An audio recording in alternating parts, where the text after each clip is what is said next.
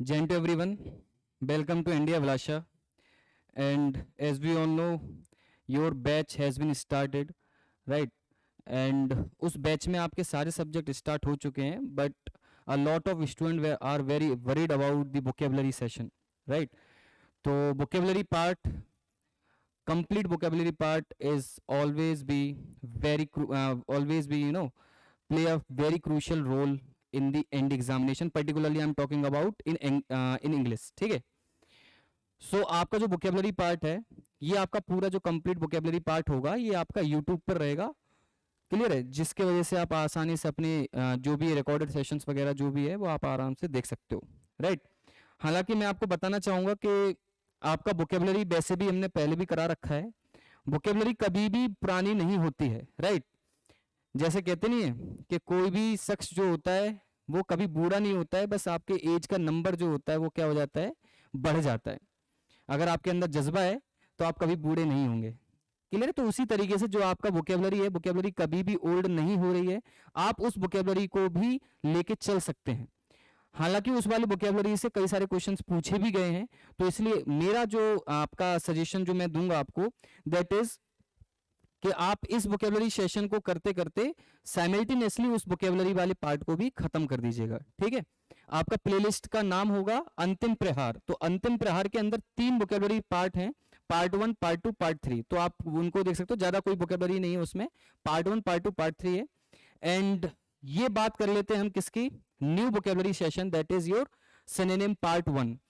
In this particular lecture we are going to just discuss about 5 synonyms, not only 5, because हर एक के अंदर बहुत सारे पार्ट हैं, बहुत सारे वर्ड्स हैं जो आपको बहुत इंपॉर्टेंट आपके एनडी पॉइंट ऑफ व्यू से, आपके सीडीएस पॉइंट ऑफ व्यू से बहुत ज़्यादा इंपॉर्टेंट हैं। एंड 10 ईडियम्स हैं। तो आपका वोकेबलरी में ईडियम्स और सिनोनिम्स को लेकर चल रहे हैं। मैं यहाँ पर आपको क्लियर कर दूं कि I am not going to discuss any kind of antonyms. ठीक है? तो आपको एंटोनिम्स तो अपने आप आ जाएंगे। Once you learn synonyms then आप you are very able to attempt those question in which आपका जो एंटोनिम वगैरह पूछा जाता है। क्लियर है? चलो तो स्टार्ट करते हैं। तो पहला जो आपका वर्ड है दैट इज इंट्रिपिड।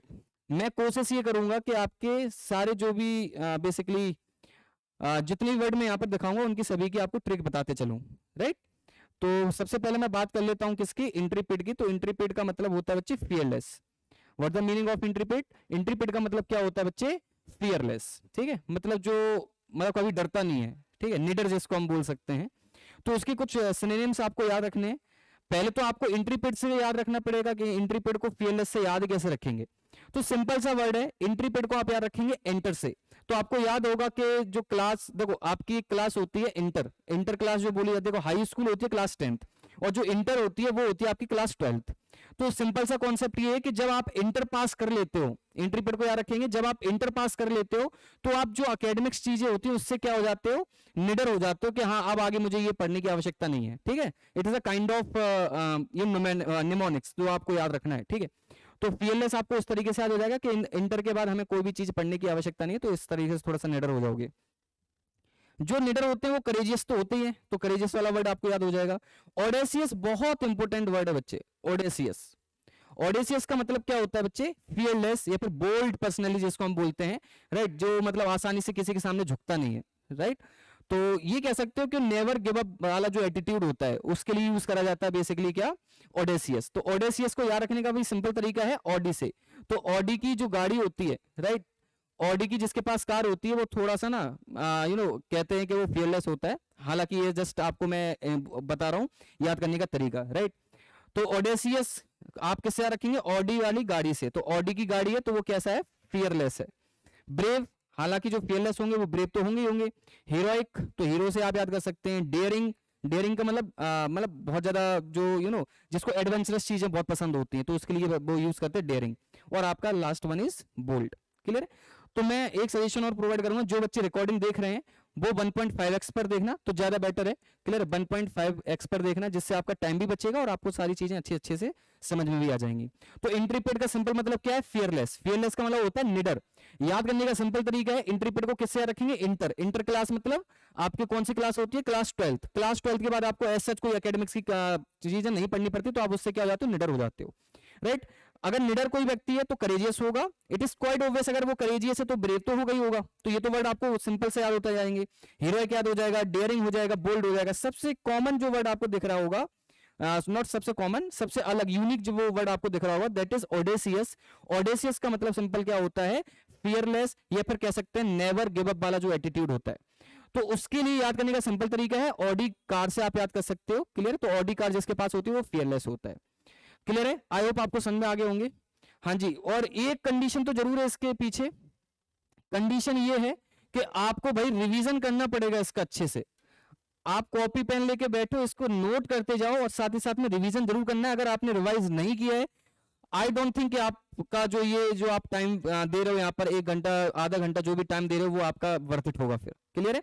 अगर आपको अच्छे से प्रिपेयर करना है अपने आप को एनडी एग्जामिनेशन के लिए, तो सिंपल सा कॉन्सेप्ट है, रेगुलरिटी और रिवीजन, ये दोनों चीजें कंपल्सन है। क्योंकि एनडीए का अगर आप एग्जामिनेशन दे रहे हो, it is quite obvious you should be very disciplined, clear. अगर डिसिप्लिन है, अगर आपने आज सोचा है कि ये कंप्लीट करना है, तो एनी हाउ कंडीशन आपको ये कंप्लीट करना ही करना है, क्लियर है जी। चलो next one, that is abrogate. बात करते भाई एब्रोगेट की, तो एब्रोगेट का मतलब होता है किसी को रिजेक्ट कर देना, क्लियर है।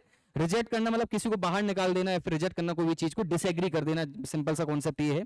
अब इसको याद करने का भी सिंपल तरीका है, एब्रोगेट को याद रखेंगे कैसे, अब वो रहा गेट,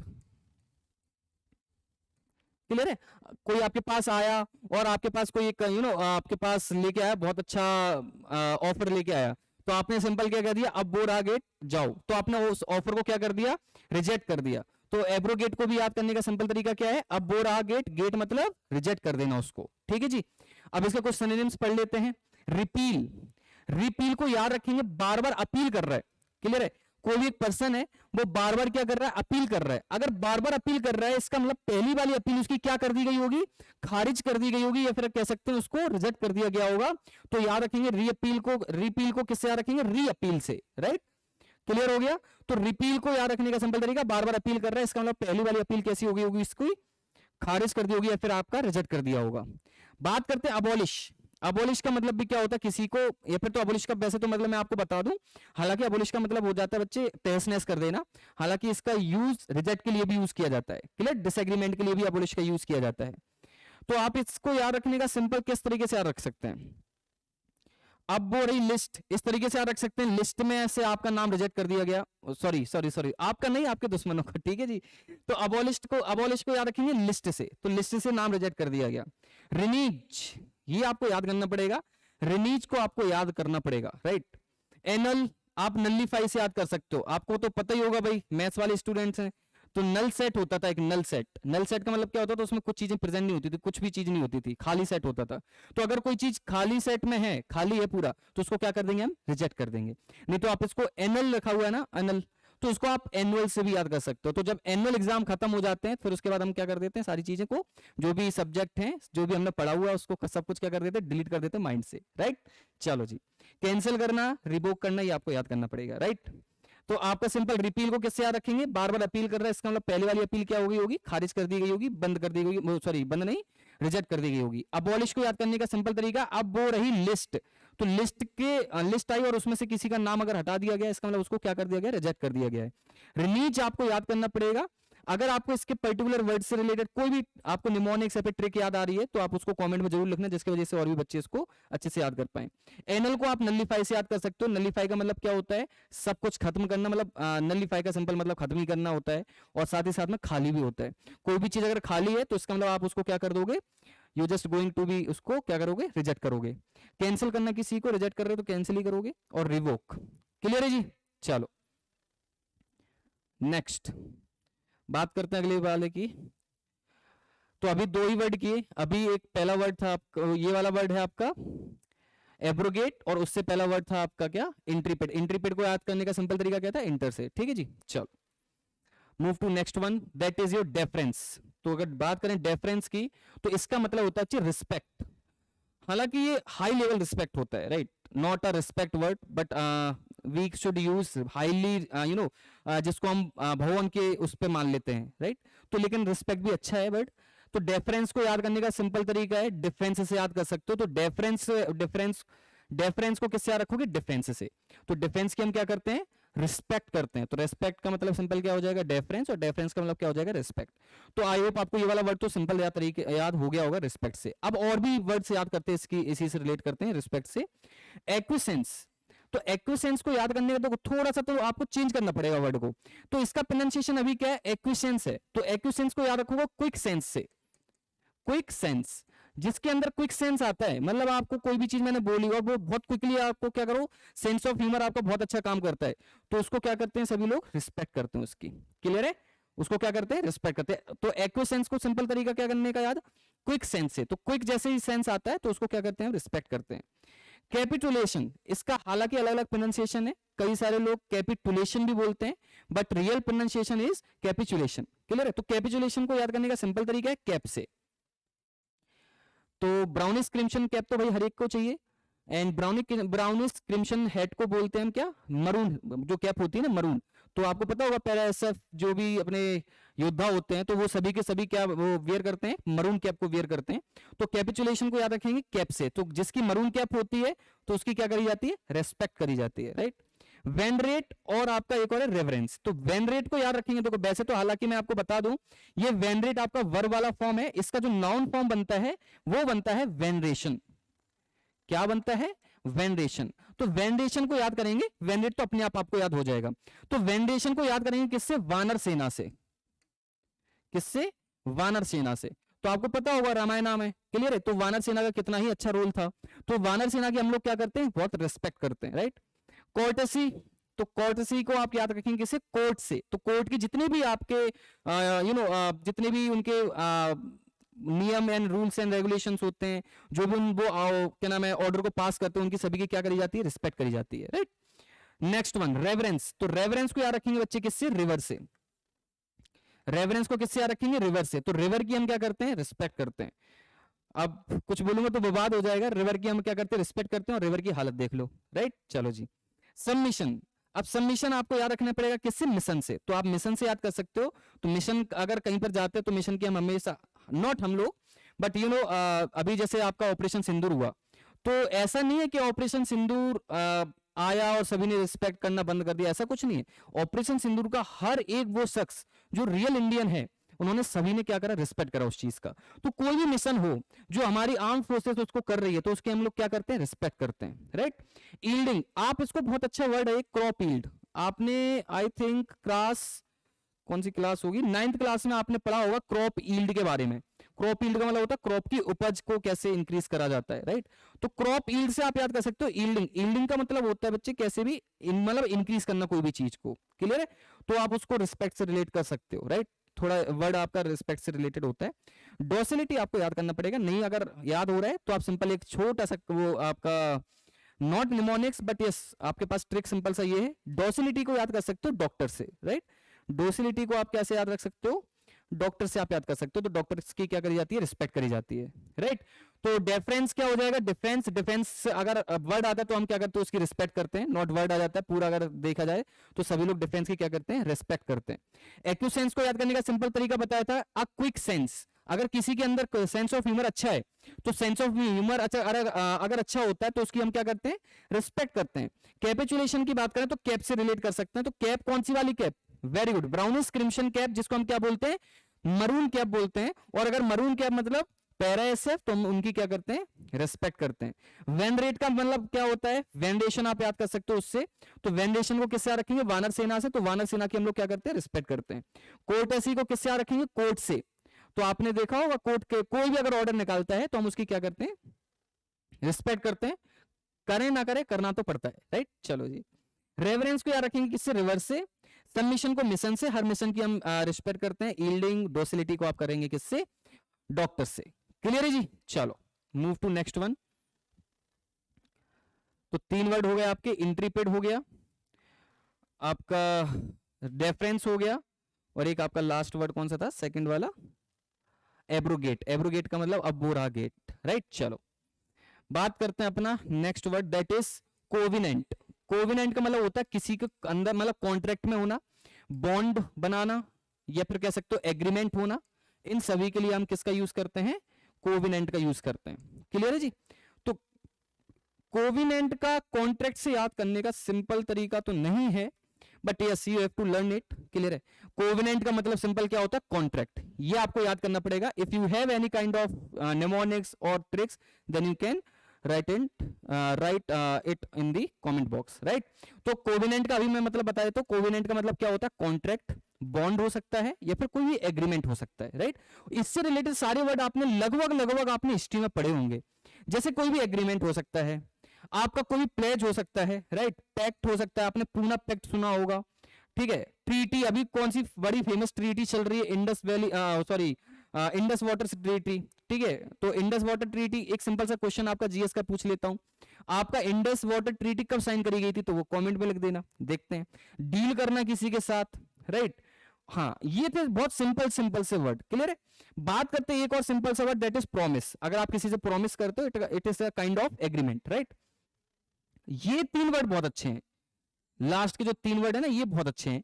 कॉनकॉर्डेट, क्लियर है? कॉनकॉर्डेट का भी मतलब क्या होता है? It is a kind of agreement और ट्रीटी, ठीक है?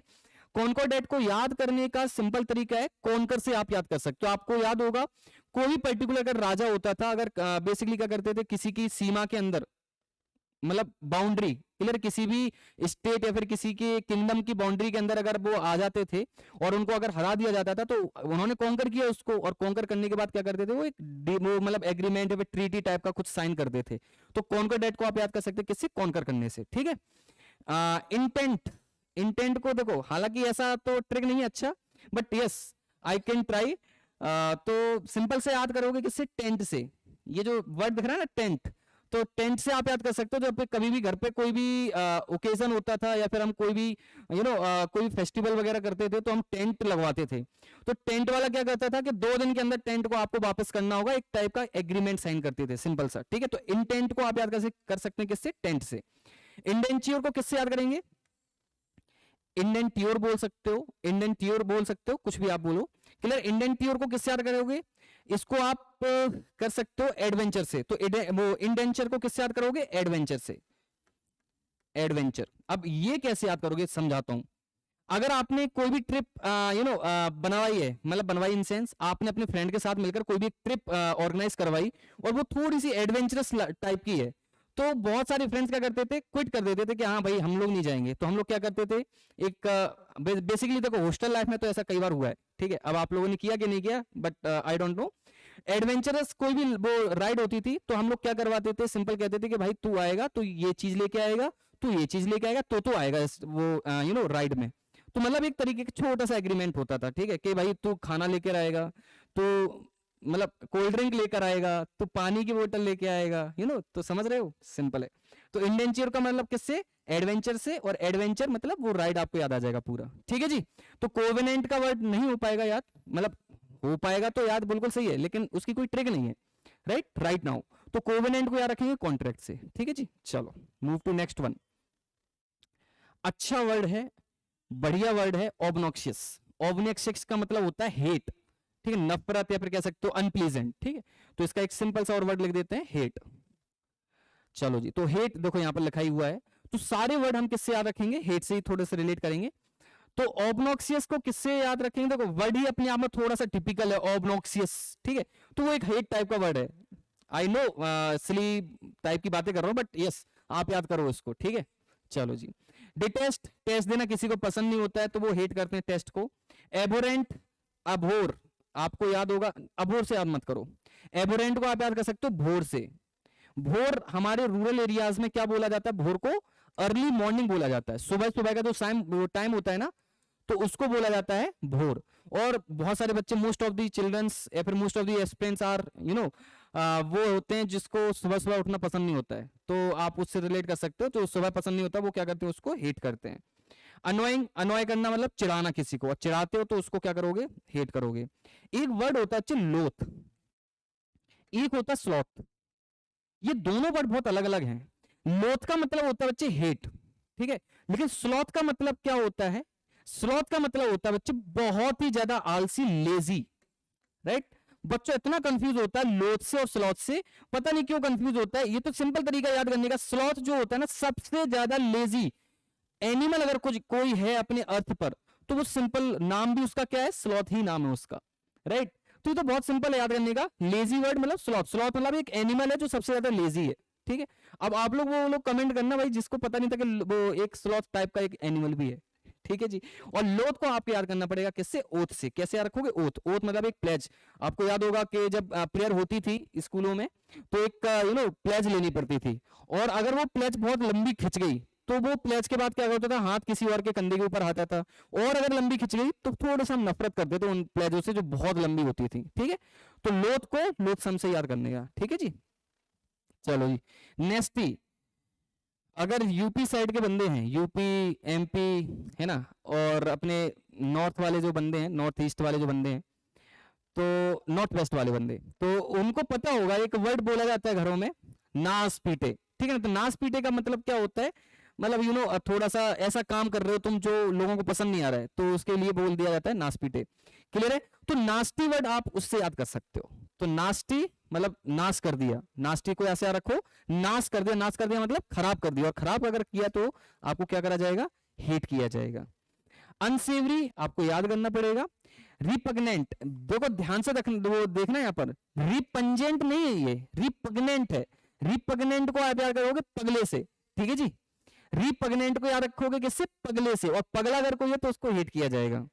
ये मैं भाई कुछ ज्यादा एक्स्ट्रा नहीं बोल रहा, बस आपको मैं ट्रिक बता रहा हूँ याद करने का, नहीं तुम दिल पे ले लो इन चीजों को। ऑडियस, चलो जी, ऑडी से रिलेटेड एक और वर्ड कराया था अभी। What was that word, Audi से रिलेटेड एक और वर्ड कराया था। Very good, ऑडेसियस। ऑडेसियस का मतलब क्या था, फियरलेस। लेकिन ये ऑडियस का मतलब क्या होता है, इसका मतलब होता है हेट करना। अब देखो, आप किसी से भी किसी भी वर्ड को याद रखो, ऑडिसियस को भी याद करना पड़ेगा बेसिकली, वो भी ऑडेसियस था, उसको भी याद करना पड़ेगा और इसको भी याद करना पड़ेगा। तो ऑडी बेसिकली कार कई बार रेकलेस चलाते हैं, तो रेकलेस चलाते तो उन लोगों को क्या करा जाता है, हेट किया जाता है, राइट। एग्जेसरेबल, इसका मतलब होता है भड़काना किसी को। एग्जेसरेबल का मतलब क्या होता है, भड़काना, और भड़काते हैं तो मतलब लोगों को हेट किया जाता है। अब सिंपल सा वाइंड अप करते हैं इस चीज को। ऑब्नॉक्सियस अनप्लीजेंट, हेट हो गया। डिटेस्ट, टेस्ट देना अच्छा नहीं लगता। एबोरेंट, सुबह उठना अच्छा नहीं लगता। अनॉय, किसी को चिढ़ा रहे हो तो वो आपसे नफरत करेगा। लोथसम को ओथ से याद कर लिया। नास्टी को नाश करने से याद कर लिया, किसी ने नाश कर दिया कुछ चीज का तो आप उससे क्या करोगे, हेट करोगे। अनसेवरी को आप इससे याद कर सकते हो, सेव से। सेव का मतलब क्या होता है, सुरक्षित करना, सुरक्षित। और अनसेव का मतलब क्या हो जाएगा, जो सुरक्षित नहीं है, तो उससे आप क्या करोगे, इट इज क्वाइट ऑब्वियस, आप उसको थोड़ा सा हेट फीलिंग लेके आओगे उसके लिए। रिपग्नेंट को पगले से याद कर लिया, और ऑडियस, ऑडी से आपको याद करना पड़ेगा। एंड एग्जेसरेबल का मतलब भी क्या होता है, अनप्लीजेंट, हेट, राइट। तो ये 5 वर्ड थे आपके सिनोनिम्स के। तो पहला वर्ड आपका क्या था, पहला वर्ड था आपका इंट्रिपेट, और दूसरा वर्ड था आपका एब्रोगेट, राइट। हाँ जी, ये राइट, पहला वर्ड था इंट्रिपेट, दूसरा एब्रोगेट, तीसरा जो वर्ड था आपका वो था डेफरेंस, डेफरेंस को याद कराया था मैंने किससे, डिफेंस से। चौथा वर्ड जो आपका आया था आपका कोविनेंट, ठीक है। तो कोविनेंट को मैंने कॉन्ट्रैक्ट मतलब उससे थोड़ा सा याद करना, ट्रीटी, आपका प्लेज हो जाता है एक, आपका एग्रीमेंट हो जाता है, ठीक है, तो पैक्ट हो जाता है, ये चीजें हो जाती हैं। लेकिन उसमें भी ये 3 जो वर्ड थे ये बहुत इंपॉर्टेंट थे, ठीक है जी। चलो, और अगला जो वर्ड था दैट इज योर ऑब्नॉक्सियस। तो ये 5 वर्ड थे आपके सिनोनिम्स के। Move to next segment that is your idioms and phrases. अब बात करते हैं इडियम्स एंड फ्रेजेस की। तो पहला इडियम्स है आपका, पहला इडियम है that is sweeping statement. Sweeping statement का मतलब होता है थॉटलेस स्टेटमेंट, मतलब फालतू का जो स्टेटमेंट दे देते हैं ना, उसके लिए बोला जाता है स्वीपिंग स्टेटमेंट। तो स्वीपिंग स्टेटमेंट को कैसे याद रखेंगे, भाई कोई स्टेटमेंट दिया आपने तो उसको स्वीप कर दिया गया, तो इसका मतलब आपको कैसा था वो स्टेटमेंट, थॉटलेस था, इसलिए उसको स्वीप कर दिया गया, ठीक है जी। नेक्स्ट, ऑल एट सी, ये वाला वर्ड थोड़ा देखो। आप समुद्र के बिल्कुल बीच में खड़े हो, राइट, और अगर समुद्र के बिल्कुल बीच में खड़े तो आपको पता ही नहीं कि किस डायरेक्शन में जाना है, तो आपको क्या हो जाओगे, आप पजल्ड हो जाओगे, आप क्या हो जाओगे, कंफ्यूज्ड हो जाओगे। क्या हो जाओगे, कंफ्यूज्ड।